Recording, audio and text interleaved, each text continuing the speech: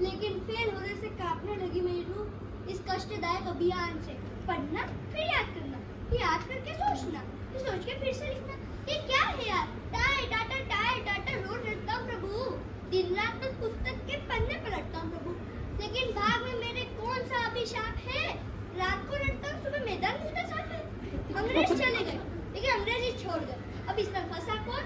मुझ जैसा भोला भाला छात्र। हर शब्द की स्पेलिंग सताती है मुझे। रात को सोते समय शेक्सपियर दिख जाते हैं मुझे। गणित के अतिरिक्त और मुझे कुछ भाता नहीं। लेकिन सही बताऊं तो गुणा भाग भी करना आता नहीं। कौन कब पैदा हुआ, कौन कब लड़ा मरा, उसके बच्चे पैदा होकर लड़ मरे। अरे उनके लड़ मरने पे हमें क्यों रुलाते हो? भगवान को पाना सरल है, सहज है, संभव है। लेकिन इतिहास को याद रखना असंभव है। इसलिए पिछली बार मैंने एक पर्ची बनाई, इसे ले गया एग्जाम हॉल में। फिर मैं देखा ऊपर चीटिंग करते हो, दीप पट। अरे मैं उन्हें कैसे समझाऊं कि मेरे संकट के समय काम आने वाला रक्षा शस्त्र था। अब चीटिंग तो हुई नहीं, कुछ तो लिखना था। जो मन में आया लिख डाला। अरे हो गए पागल टीचर, कॉपी मेरी देख देख। बोले सब बच्चों में बस होना है यही है। ज्योग्राफी मिला, इसे इतिहास का चाचा के दो, भतीजा के दो, फूफा के दो। ज्योग्राफी भी कोई कम नहीं। उसने बता धरती गोल क्यों है? हमें क्या पता, हम दूरबीन लेके बैठे हैं क्या? मैंने भी लिख डाला पापड़ गोल है, पूरी गोल है, लड्डू गोल है, कचौरी गोल है, पृथ्वी भी गोल है। सर बोले हाँ बेटा, इसलिए तुम्हारे नंबर भी गोल है। अगली बार एग्जाम में मैंने तरकीब निकाली। एग्जाम शीट के अंदर 100 का नोट रख दिया। बोला चल मेरी कॉपी, जा मास्टर जी के पास, नंबर लाना पूरे 50। उत्तर आया चल मेरी कॉपी, जा चेले के पास, 0 से ऊपर न करियो आज। जो परीक्षा का समय निकट आने लगा, अब प्रभु तू ही नजर आने लगा। आज एग्जाम देने जा रहा हूँ, प्रार्थना करता हूँ कि पास।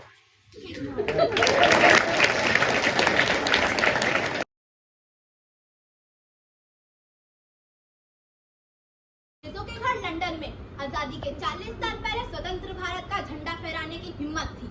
जब मैं लंदन हुई थी तो मुझसे कहा गया था कि अगर भारत वापस जाना है तो ब्रिटिश सरकार के खिलाफ न बोलूं और मैं वहाँ पर साइन कर दूं। तो मैंने झुकने से बेहतर भारत जाना कुर्बान कर दिया। जी हाँ, मैं हूँ विकाजी कामा। मेरा जन्म 1861 में मुंबई के एक पारसी परिवार में हुआ था। मेरे पिताजी एक प्रसिद्ध व्यापारी थे।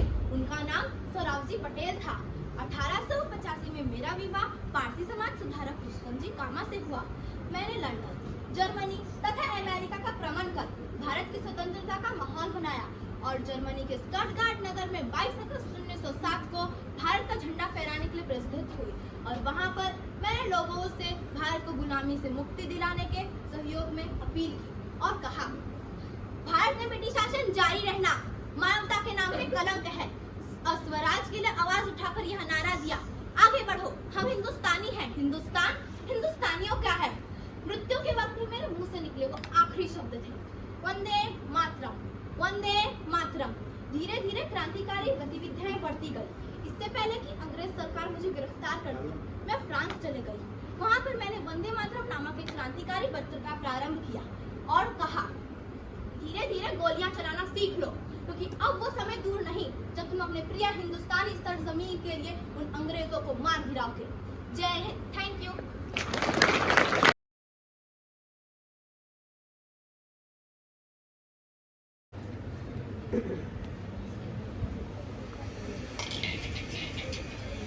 I can read English.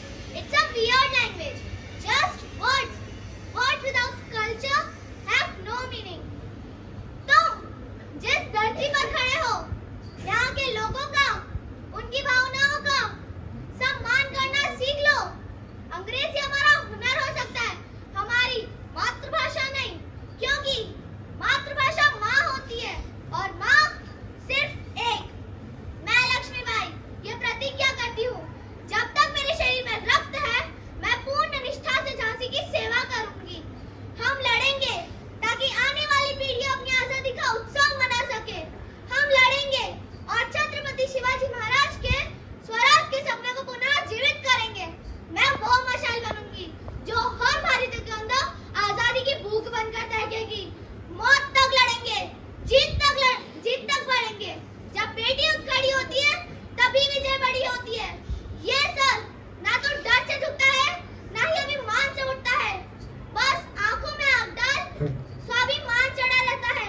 Jhansi आप भी चाहते हैं और मैं भी।